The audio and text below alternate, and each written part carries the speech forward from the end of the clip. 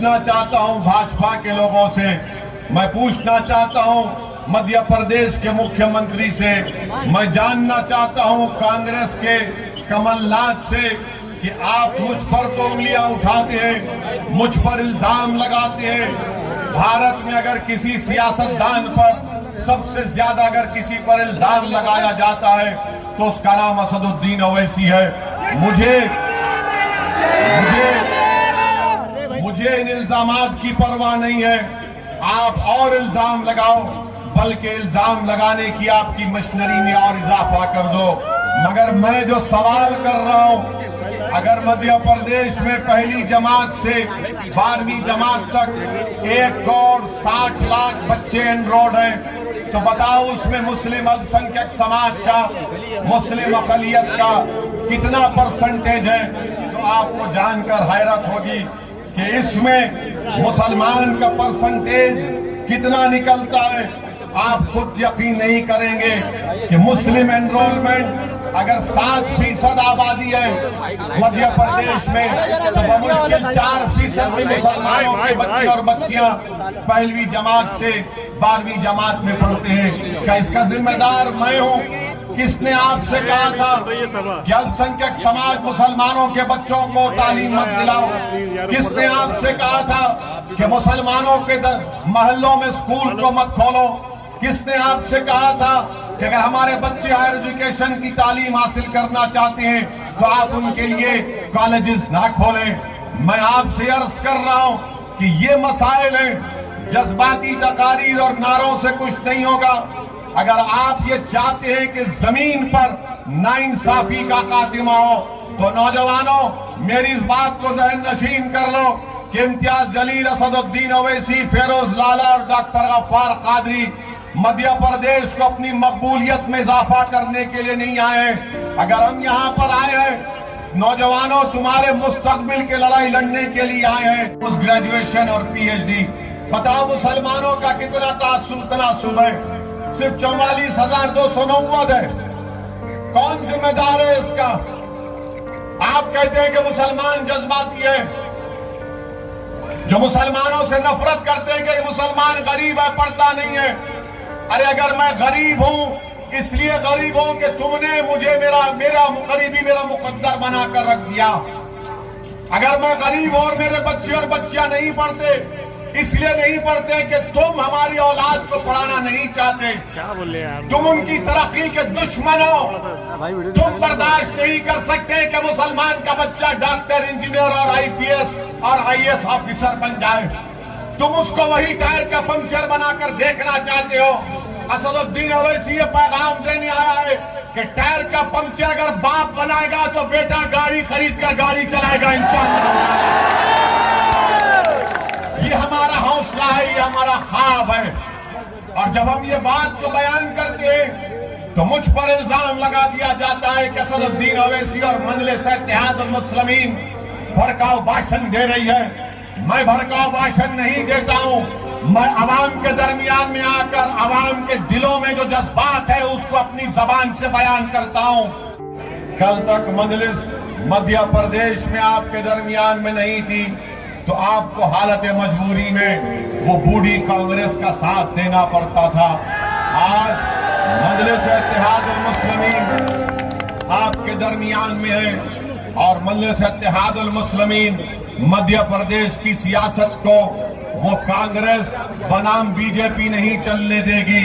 मुझे पूरा यकीन है कि मध्य प्रदेश की सियासत में एक तीसरे विकल्प का यहाँ पर एक बहुत बड़ा स्कोप है, मैदान है। और मजलिस इत्तेहादुल मुस्लिमीन इंशाअल्लाह ताला आने वाले वक्त में मध्य प्रदेश की सियासत में एक तीसरी ताकत बनकर उभरेगी। और फिर यहाँ पर 8 महीने पहले एक कम्युनल राइट हुआ, फसाद हुआ और हमको बताया गया कि 7 घरों को डेमोलिश कर दिया गया। मैं भाजपा के और इस प्रदेश के मुख्यमंत्री से जानना चाहता हूं, कौन से कानून के तहत आपने घर को तोड़ा? कौन से कानून के तहत आपने सेंधवा में घरों को तोड़ा, खरगोन में घरों को तोड़ा? तो बोलेंगे नहीं नहीं, अवैध निर्माण इलीगल बनाया गया। अगर अवैध निर्माण इलीगल की बात कर रहे हैं तो मध्य प्रदेश में 80% घर इलीगल है। क्या सबको तोड़ोगे मुख्यमंत्री आप? मगर आप एक मुस्लिम समाज को, मुस्लिम समुदाय को, भाजपा उनको उनकी इज्जत से महरूम करना चाहती है, जिसको अंग्रेजी में कहते हैं कलेक्टिव पनिशमेंट, इज्तिमाई सजा देना चाहती है। आपका कानून है जो कहता है कि 1 महीने की नोटिस मिलनी चाहिए अगर अवैध निर्माण है, मगर नहीं, आप अखबार में, मीडिया में कह देती हैं कि यहां से पत्थर फेंके गए थे, इसका घर था, हम उसके घर को तोड़ देंगे। याद रखो, इख्तियार कभी इंदिरा गांधी के पास नहीं था, सत्ता कभी इंदिरा गांधी के पास हमेशा नहीं थी, सत्ता हमेशा राजीव गांधी के पास नहीं थी, सत्ता हमेशा पंडित नेहरू के पास नहीं था, इख्तियार हमेशा अटल बिहारी वाजपेयी के साथ नहीं था। तो सुन लो मध्य प्रदेश के मुख्यमंत्री और देश के प्रधानमंत्री, तुम हमेशा इख्तियार या सत्ता में नहीं रहोगे, एक दिन इख्तियार तुमसे छीन लिया जाएगा। ये दुनिया का निजाम है जिसको अंग्रेजी में कहते हैं कि पावर इज नॉट इटर्नल। हमेशा ताकत किसी के पास नहीं रहती, मगर जब ताकत आपके पास है तो ताकत के नशे में चूर होकर कमजोरों पर जुल्म करना बहादुरी नहीं है। ताकत के नशे में चूर होकर कमजोरों के घरों को तोड़ना तुम्हारी ही ताकत नहीं है, बहादुरी नहीं है, बल्कि ये तुम्हारी बुज़दिली की निशानी है कि तुम कमजोरों के घर तोड़ रहे हो। अगर तुम वाकई में ताकतवर हो तो जाओ उन बड़े बड़े पूंजीपतियों के घर को तोड़ो, उनकी ईंट को भी तुम हाथ नहीं लगा सकते। तुम कमजोर को देखकर उसके घर को बर्बाद कर रहे हो। मगर याद रखो, जिस कमजोर को तुम कमजोर समझ रहे हो वो अल्लाह की नजर में सबसे ताकतवर होता है। अल्लाह की कुदरत और रहमत जोश में आएगी इंशाअल्लाह। मेरे अजीज दोस्तों और बुजुर्गों, डेवलपमेंट कहाँ है? ना रोड है, ना ड्रेनेज का इंतजाम है, ना स्ट्रीट की लाइट है, रोडों पर अंधेरा है, रोड पर गंदगी है।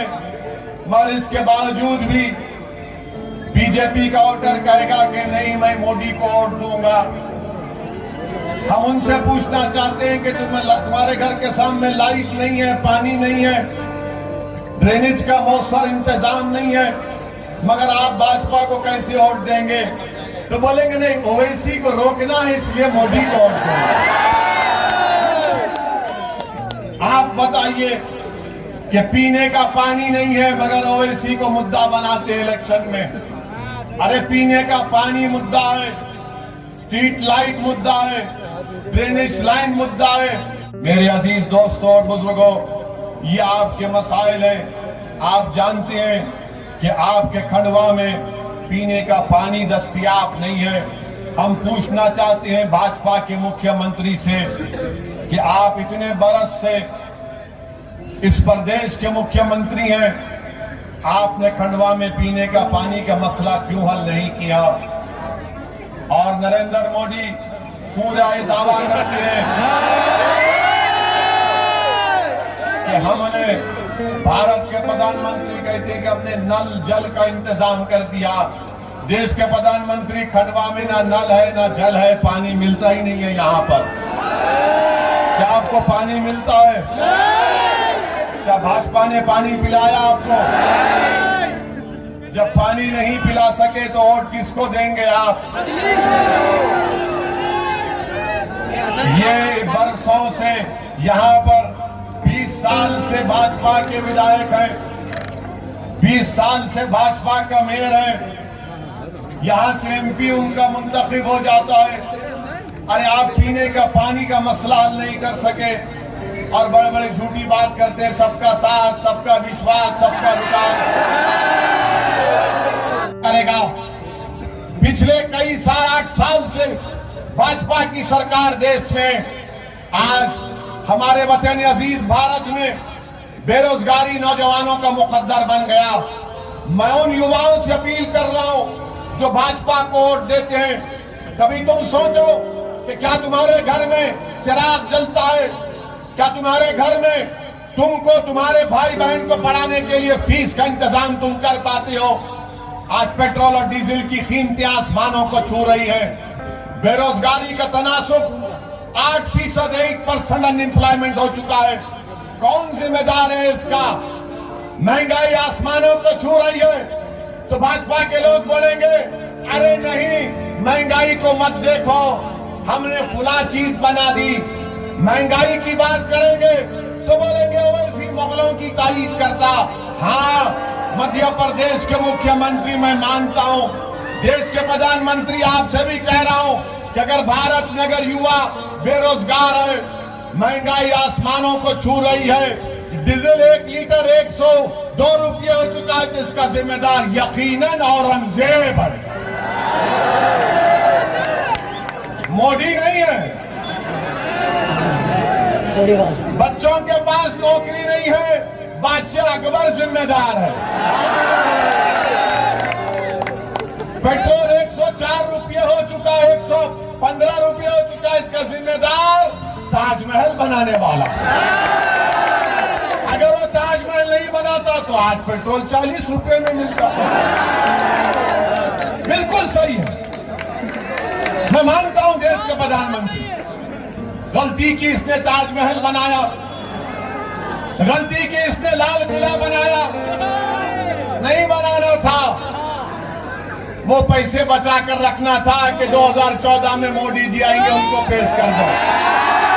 आप बताइए, हर चीज को लाकर ये मुसलमान जिम्मेदार है, मुगल जिम्मेदार है। अरे क्या भारत की हिस्ट्री में कि सिर्फ मुगलों की हुकूमत थी? उससे पहले नहीं थी? अशोका की हुकूमत नहीं थी? कि चंद्रगुप्त मौर्य की सरकार हुकूमत नहीं थी? कई सरकारें थी, मगर बीजेपी की आंखों में सिर्फ मुगल दिखता है। एक आंख में मुगल, दूसरी आंख में पाकिस्तान।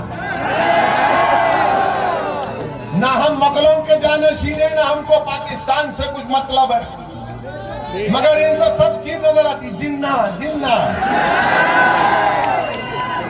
अरे जिन्ना से हमको क्या करना है? हमने जिन्ना के पैगाम को ठुकरा दिया।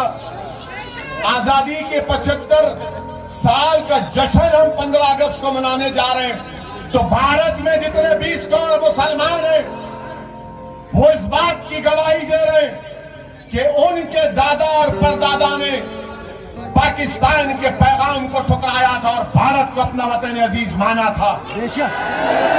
भारत हमारा वतन अजीज है, हम भारत को नहीं छोड़ेंगे। तुम लाख नारे लगा दो, छोड़ के जा, छोड़ के जा, छोड़ना तो दूर की बात, हम जिंदा भी रहेंगे तो इस जमीन पर सीना तान के रहेंगे और मरेंगे भी अल्लाह के हुक्म से। हमारी चेहरों पर मुस्कुराहट होगी और इस जमीन के अंदर हम जाएंगे इंशाअल्लाह।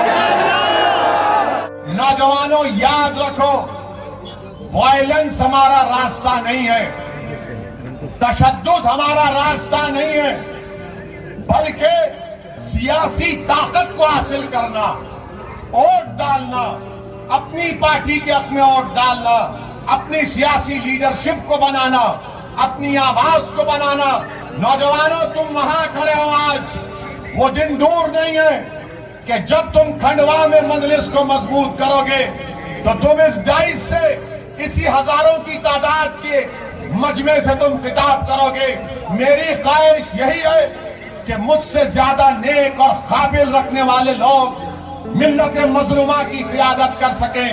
नौजवानों, फिर हम यह भी देखते हैं कि मजलिस इत्तेहादुल मुस्लिमीन पर एक इल्जाम लगता है, कांग्रेस पार्टी की तरफ से इल्जाम लगता है कि मजलिस जहां पर इलेक्शन लड़ती है वहां पर बीजेपी जीत जाती है। ये बोलते हैं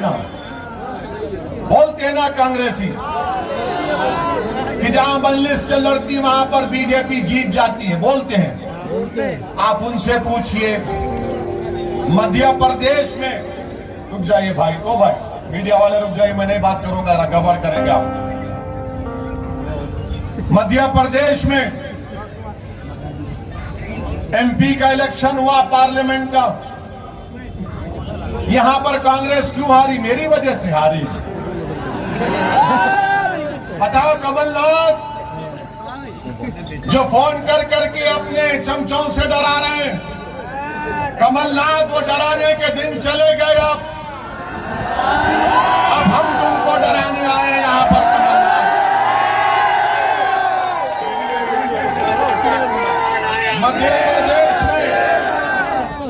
मध्य प्रदेश में भाजपा जीत गई। एमपी के इलेक्शन में ज्यादा सीट उनको आ गए। शायद कमलनाथ का बेटा जीता ना, एक जीता शायद। बेटे को जिता दिए, बेटे को जिता दिए, पार्टी को हरा दिए। कमलनाथ तुमने बेटे को जिताया, पार्टी को हराया और जिम्मेदार हो वैसी नहीं। कमलनाथ तुम मिले हुए हो मोदी से। जब बेटा जीत सकता तो तुम्हारी पार्टी का नुमाइंदा क्यों नहीं जीता? अच्छा, तो मेरे अजीज दोस्तों और बुजुर्गों, तो इसलिए कमलनाथ साहब को भूल जाइए। अब इनसे नहीं होने वाला है, नहीं होता इनसे।